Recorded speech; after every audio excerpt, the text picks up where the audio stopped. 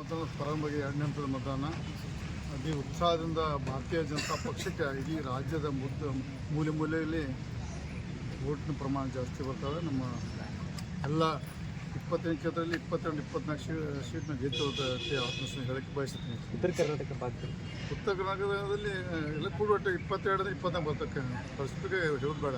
ಯಾಕೆ ಮತದಾನಕ್ಕೆ ಅಪಮಾನ ಹಾಕಿದವರು ನಮ್ಮ ಭಾರತೀಯ ಜನತಾ ಪಕ್ಷ ದೇಶದಲ್ಲಿ ಪ್ರಧಾನಮಂತ್ರಿ ಮೋದಿಯವರು ಮಾಡಿದಂಥ ಭಾರತ 400 ಅದಕ್ಕೆ ಹೆಚ್ಚಿಗೆ ಬರ್ತಾವ ಅತಿ ಆತ್ಮ ಹೇಳಕ್ಕೆ. ಬೆಳಗಾವಿ ಯಾಕಂತಂದ್ರೆ ಗೋಕಾಕ ಅರಬಾವಿ ದಕ್ಷಿಣ ಭಾಳ ಹೋಪ್ಸಿದೆ ನೋಡಿ. ಜೊತೆಗೆ ಏನು ಆಗ್ಬೋದು ಸರ್? ನನ್ನ ಎಲೆಕ್ಷನ್ ರಾಜಕೀಯ ನಡೆ ನನ್ನ ವಿರೋಧಿಗಳಿಗೆ ಪ್ರಬಲರು ಮೊದಲಿಂದ ನಾನು ಕಾಲೇಜಲ್ಲಿ ಹಿಡ್ಕೊಂಡು ಇವತ್ತಿನವರೆಗೆ ಯಾವುದೇ ನಮ್ಮ ವಿರುದ್ಧ ಅಭ್ಯರ್ಥಿ ನಂಬಿಕೆ ಪ್ರಬಲ ತಿಳ್ಕೊಂಡು ಕೆಲಸ ಮಾಡ್ತೀನಿ. ಯಾರು ಕೆಳಮಟ್ಟ ಮಾತಾಡಿದ್ರೆ ಅವರ ಹತಾಶ ಬಾಂಡ್ ನಾವು 2 ಲಕ್ಷ ತುಂಬಲಿಗೆ ಅಂದ್ರೆ ಹತಾಶ ಬಾಂಡ್ನ ತಿಳ್ಕೊಳ್ಳೋದು. ಚುನಾವಣೆ ಅಂದರೆ ಭಾಳ ಪ್ರತಿಸ್ಪರ್ಧಿ ಎಲ್ಲರೂ ಸ್ಟ್ರಾಂಗ್ ಇರ್ತಾರೆ, ಎಲ್ಲರೂ ಪ್ರಯತ್ನ ಮಾಡ್ತಾರೆ, ಎಲ್ಲರಿಗೂ ಅಂದರೆ ನಮ್ಮ ಆತ್ಮವಿಶ್ವಾಸ ಭಾರತೀಯ ಜನತಾ ಪಾರ್ಟಿ ಇಡೀ ದೇಶದ ಉದ್ಯೋಗ ಮೂಲೆಗೆ ಭಾರತೀಯ ಜನತಾ ಪಕ್ಷಕ್ಕೆ ಎಲ್ಲ ಆಶ್ರಯ ಮಾಡೋದು ನಾವು ವಿಶ್ವಾಸ. ನೋಡಿರಿ 500,000 ನೋಟ್ ಕೊಟ್ಟು ಗೆದ್ದಿರ್ತೀವಿ ನಾವು. ಎಮ್ ಎಲ್ ಎ ಮತ್ತು MP ಹಾಕಾರ ರೊಕ್ಕ ಮೇಲೆ ಆಗ್ಬೇಕಾದ್ರೆ ಸಾಧ್ಯ ಇಲ್ಲ. ಅದೊಂದು ವಾತಾವರಣ ಮಾಡೋಕ್ಕೆ ಕ್ಯಾಂಡಿಡೇಟ್ ಭಾಳ ವೀಕ್ ಇದ್ದರೆ ರೊಕ್ಕದ ಪ್ರಮಾಣ ತರ್ತಾರೆ. ಕ್ಯಾಂಡಿಡೇಟ್ ಆತ್ಮವಿಶ್ವಾಸ ಜಾಸ್ತಿ ರೊಕ್ಕ ಹಂಚೋದಿಲ್ಲ, ಪಕ್ಷದ ಬಗ್ಗೆ ವಿಶ್ವಾಸ ಇದ್ದರೆ ರೊಕ್ಕ ಹಂಚೋಲ್ಲ, ನಮ್ಮ ಮತದಾರರ ಮೇಲೆ ವಿಶ್ವಾಸ ಇದ್ದರೆ ರೊಕ್ಕ ಹಂಚೋಲ್ಲ. ನಾವು ಭಾರತೀಯ ಜನತಾ ಪಕ್ಷ ಆ ಮಟ್ಟಕ್ಕೆ ನಾವು ಹೋಗೋಲ್ಲ. ಈಗ ಗೋಕಾಕ ಮತ್ತು ದಕ್ಷಿಣ ಕ್ಷೇತ್ರದ ಶಾಸಕರಿಬ್ಬರು ಕೂಡ ಗುಂಡಾಗಿರಿ ಮಾಡ್ತಾ ಇದ್ದಾರೆ.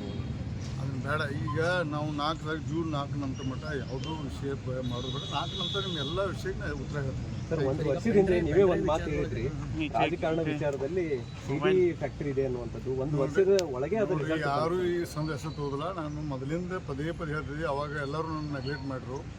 ನಂದು ಆಲ್ಕುಲಕ್ಕೆ ನಕ್ಕೊಂಡು ಕೂತಿದ್ರು. ಇವತ್ತು ಒಬ್ಬರಿಗೆ ಬಂದರೆ ಈಗ ನನಗಾಗಿದೆ. ಸಿದ್ದರಾಮಯ್ಯಗೂ ಬರ್ಬೋದು, ಪರಮೇಶ್ವರ್ ಬರ್ಬೋದು. ದಯವಿಟ್ಟು ಗೃಹ ಸಚಿವರು ಮತ್ತು ಮುಖ್ಯಮಂತ್ರಿಗಳಿಗೂ ಇದು ಪಕ್ಷಾತೀತವಾಗಿ ಒಂದು ಇತ್ತೀಚೆಗೆ ಆಡೋಕ್ಲೆ ಅವ್ರ ಕೈ ಮುಗಿ ಕೇಳ್ಕೊತೀನಿ ನಾನು. ಸರ್, ಈಗ ಒಂದು ನಿನ್ನೆ ಆಡಿಯೋ ಕೂಡ ರಿಲೀಸ್ ಮಾಡಿರುವಂಥದ್ದು. ಅಲ್ಲ ಸ್ವಾಮಿ, 14 ಅದು ಸುತ್ತಾಕೈತೆ. ಅದು ನಂತರ ನೇರವಾಗಿದೆ ಅಲ್ಲ, ನಂದು ನನ್ನ ಕಡೆ ನೇರವಾಗಿದೆ. ಯಾವ ಬೇಕಾ ಕೊಡ್ತೀನಿ. ಇದು ಈ ಕೇಸು ಸುತ್ತಾಕಿದೆ. ಹಿಂಗೆ ಅಲ್ಲಿ ಮಾಡಿದ್ರೆ ನಾನು ನೇರವಾಗಿ DK ಮಾತಾಡದೆ ಕೊಡ್ತೀನಲ್ಲ. ನನ್ನ ಬಗ್ಗೆ ಷಡ್ಯಂತ್ರ ಮಾಡಿದ್ದೆ ನನ್ನ ಕಡೆ ಇದೆ. ಯಾವಾಗ ಅರೆ ಸುಮ್ಮನೆ ಮೀಡಿಯಮ್ ಎಲ್ಲ CBI ಕೊಟ್ಟು ಕೊಡ್ತೀವಿ. ಇಲ್ಲಿ ನೋಡಿ SIT ಬಗ್ಗೆ ಅವಾಗ SIT ಬಗ್ಗೆ ವಿಶ್ವಾಸ, ಇವಾಗ SIT ಬಗ್ಗೆ ವಿಶ್ವಾಸ ಇಲ್ಲ.